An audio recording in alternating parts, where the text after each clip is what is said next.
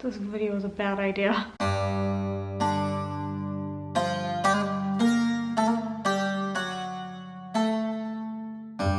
Well, how's it, people? Man, it feels good to say that again. Welcome to what is very clearly a much needed therapy session with Sam Aunty, and Harry Uncle. Although I will be dishing out all the advice today. Harry Uncle's there just for moral support. One-sided relationship, what's new? So a bunch of you have sent in all your relationship queries and all your boy troubles and all your girl troubles.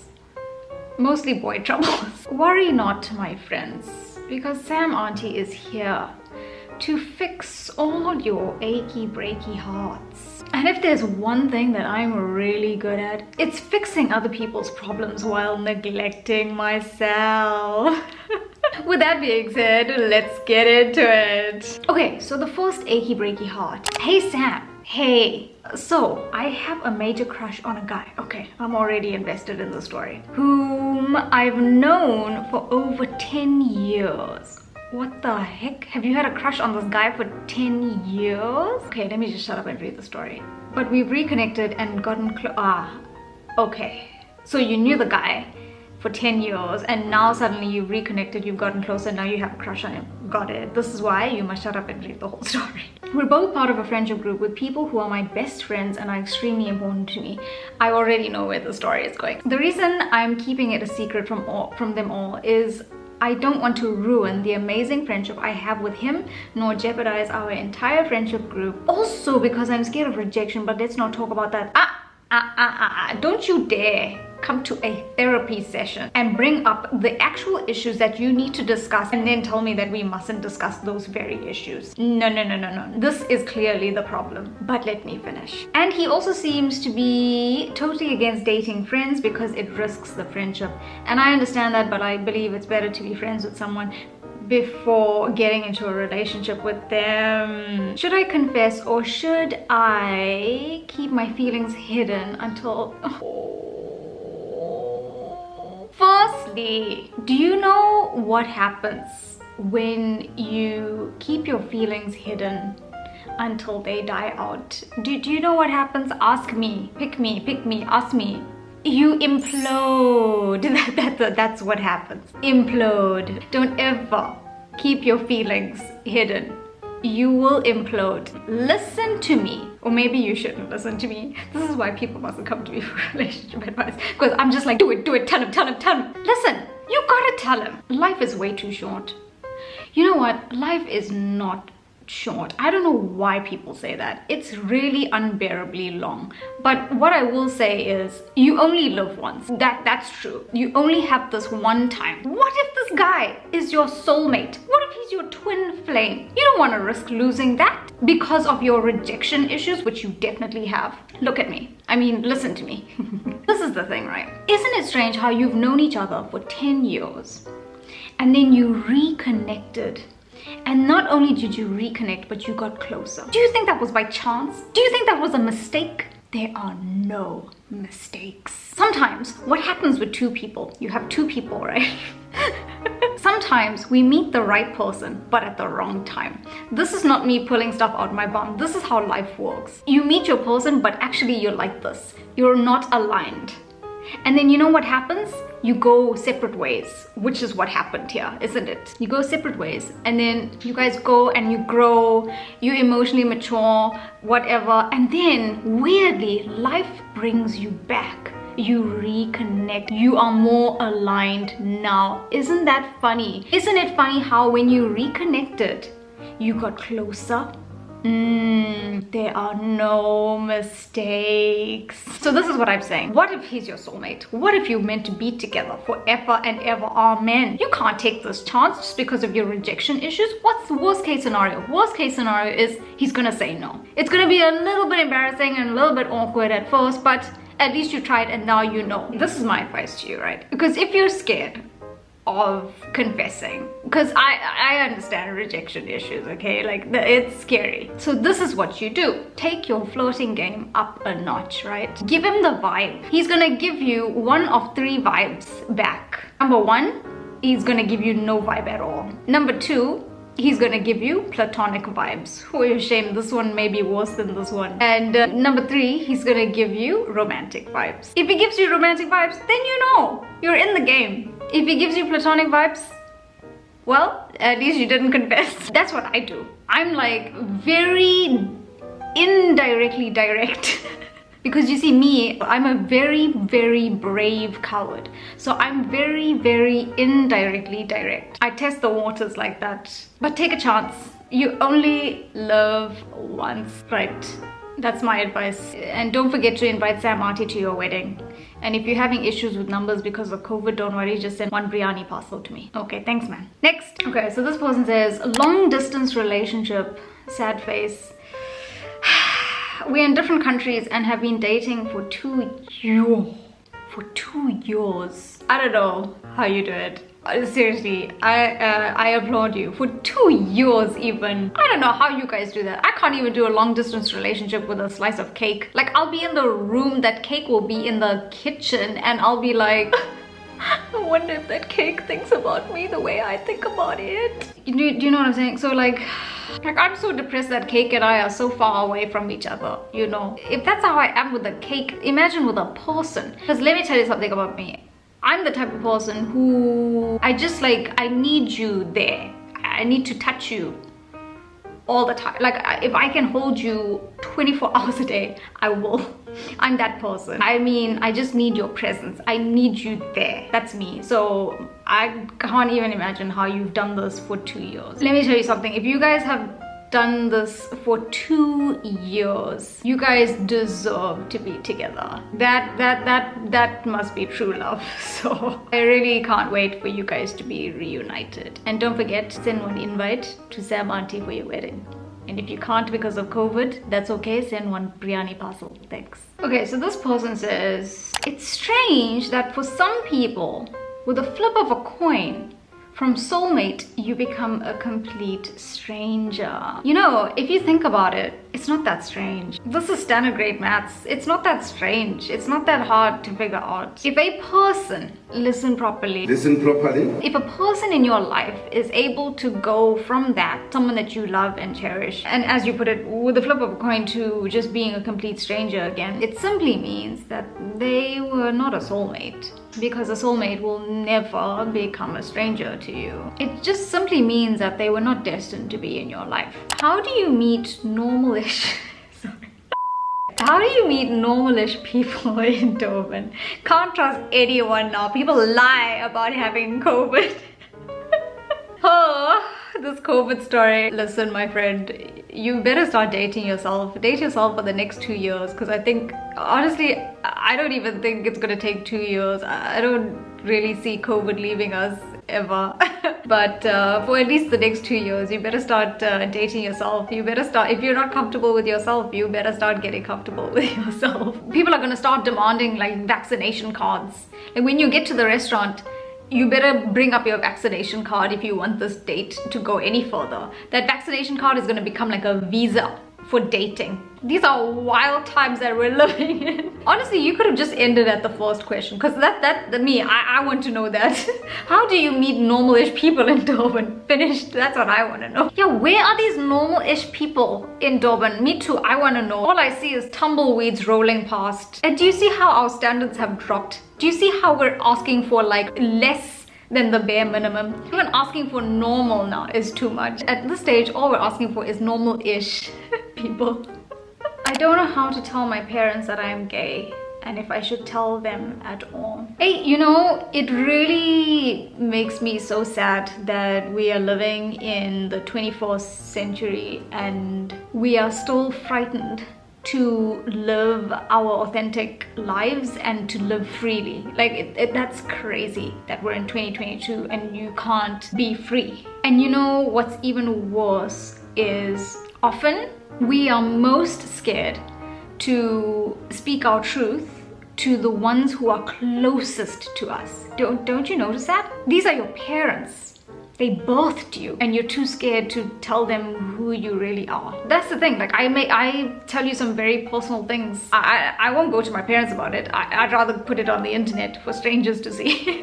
Because often you will find that strangers are much more accepting of us than our closest people. And that is so sad. With this one, unfortunately, Sam Aunty can't help you here. The only thing I can tell you is you will know when you are ready to tell them. Only you will know when the time is right. And the fact that you're saying, I don't know how to tell my parents, that alone tells me that you're not ready to tell them. You will know. Next. Been together 14 years.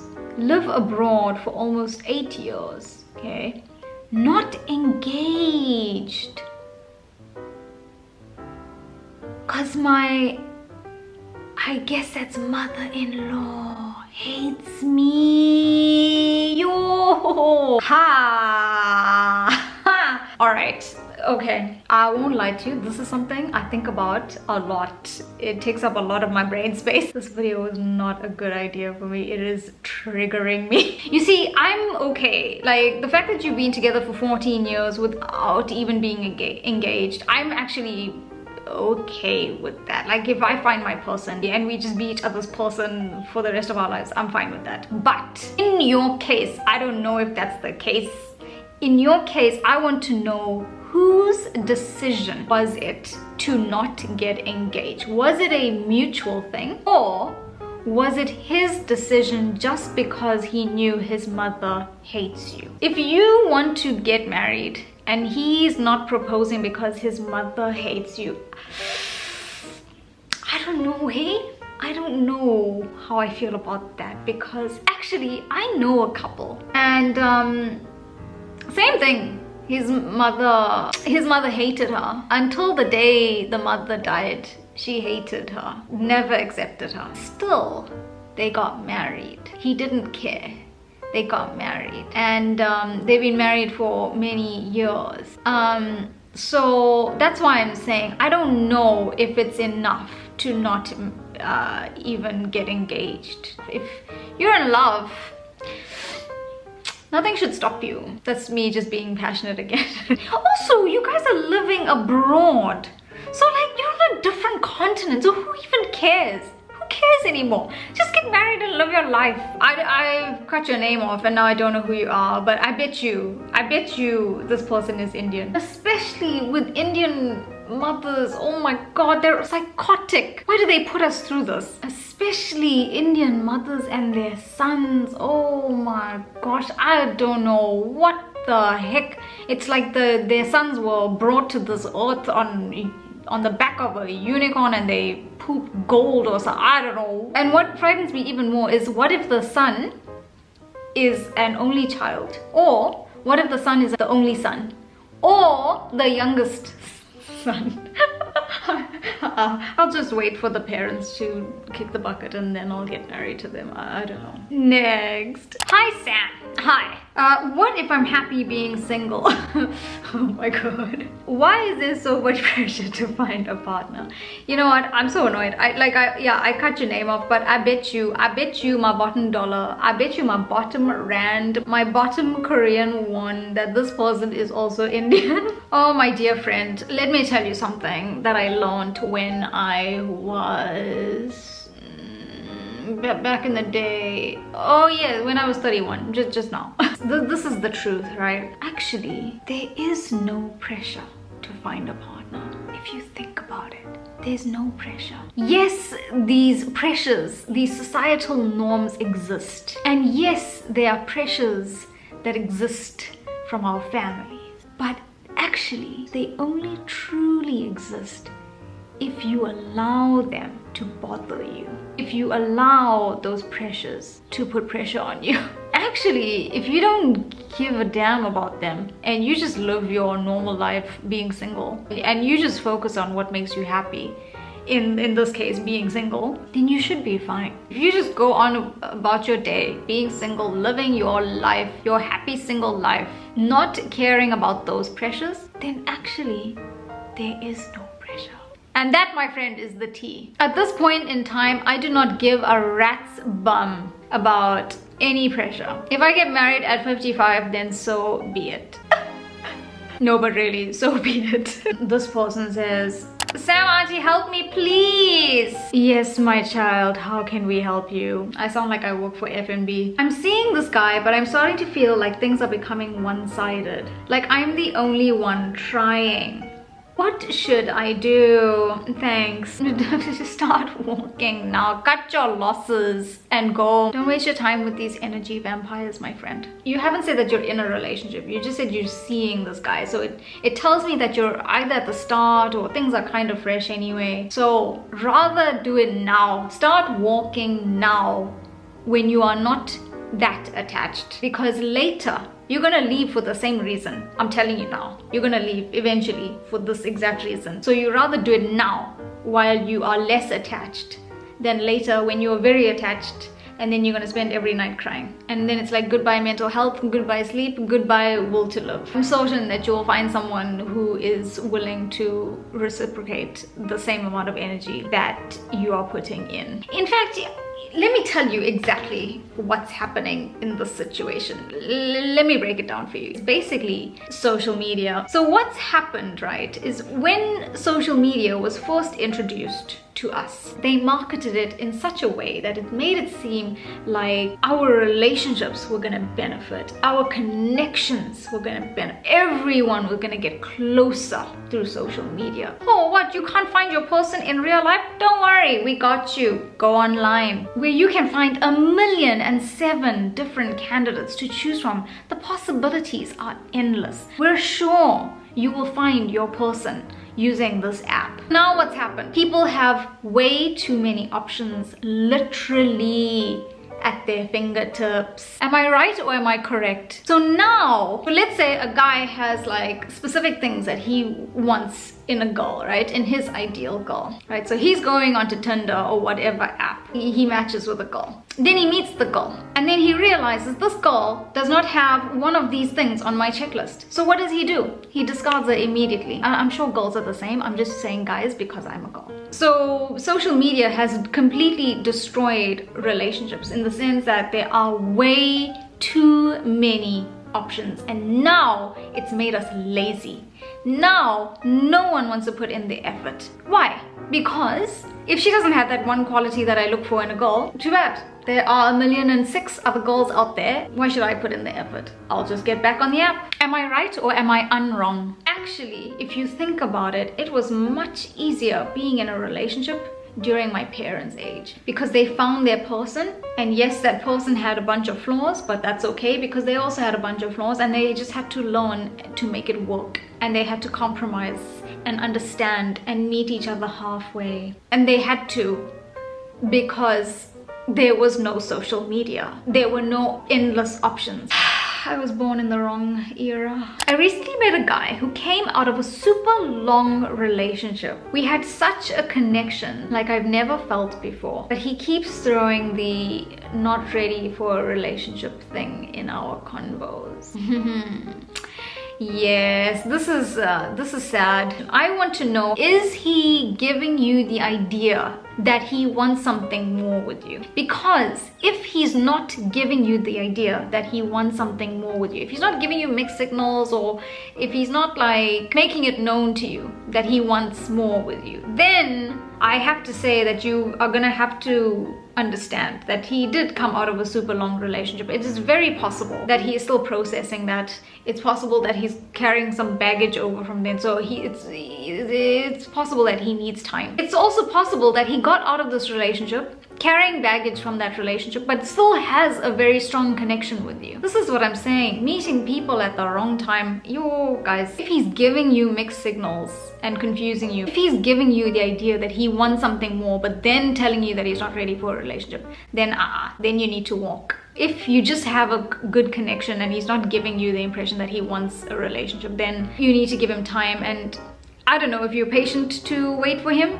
It's possible that you're not patient to wait for him. It's possible. What I would do is go out there and meet new people, go and date, do your thing. It's possible that time will pass and then he'll finally be ready. for a relationship. But you know what? By then, maybe you found your person who you have a stronger connection with.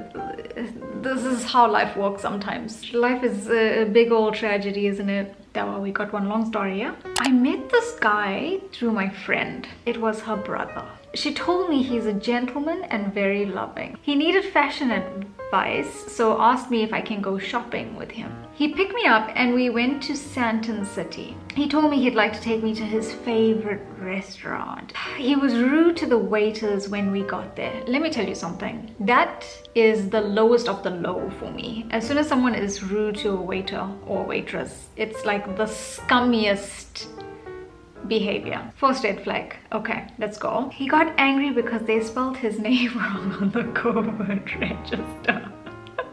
Then we ordered. He actually ordered for me. Didn't give me a chance to speak. Actually, I don't think I would have too much of an issue with that. I mean, I think I've had this before where the guy orders for me.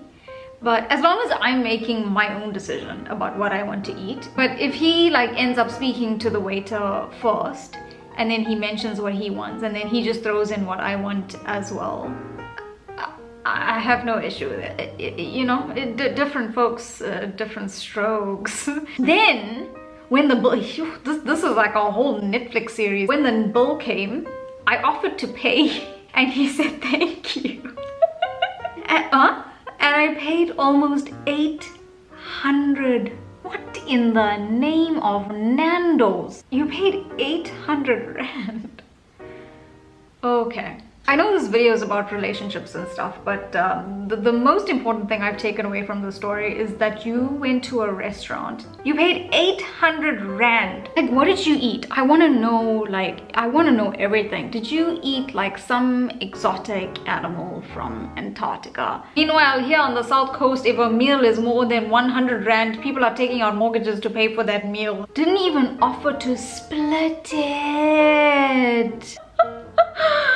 The thing is, right, I have no issue. You can ask the 1-2 boys I went on dates with. I will always offer to split the bill. I'll even offer to pay. But the fact that he didn't even offer, I know that you said that you would pay, but it's just common courtesy, and especially since it's 800 rand, he didn't even offer. And the worst part is it was his favorite restaurant and he told you that he was going to take you there.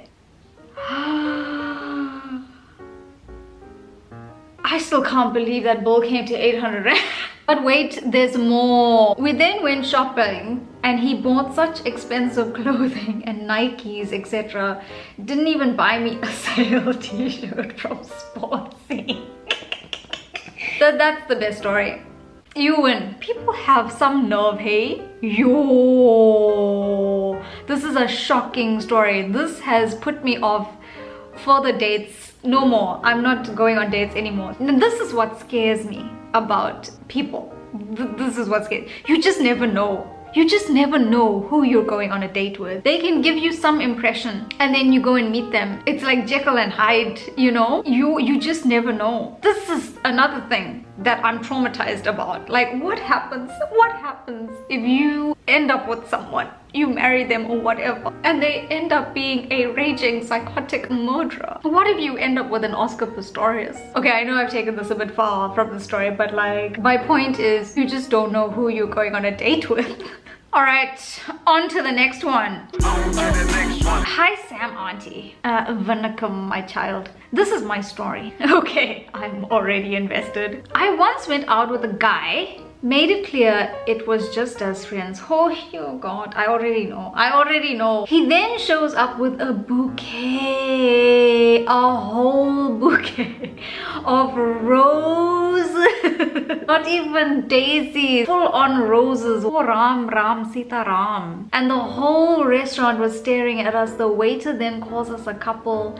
It was so awkward, I literally wanted to run away. He then tries to hold my hand without my consent. I then pay the bill so I wouldn't have to see him again. Here's a tip for the ladies. If you don't like the guy, pay the bill and block him when you go home. You blocked him? You really don't like flowers, eh? I can't believe you blocked him.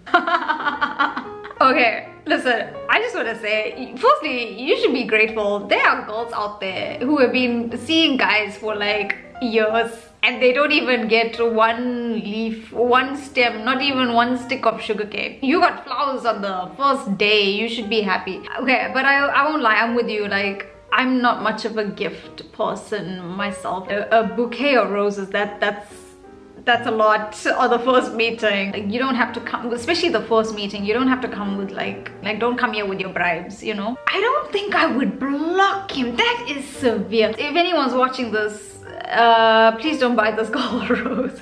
And definitely don't try to hold her hand. I just feel sorry for this guy because he really tried, hey? He really tried to change your mind about the just as friends thing with his flowers and holding your hand. He really, you have to give him an A for effort. But I agree, it's all too much for the first meeting. Okay guys, we've come to the end of today's therapy session with Sam Aunty and Harry Uncle.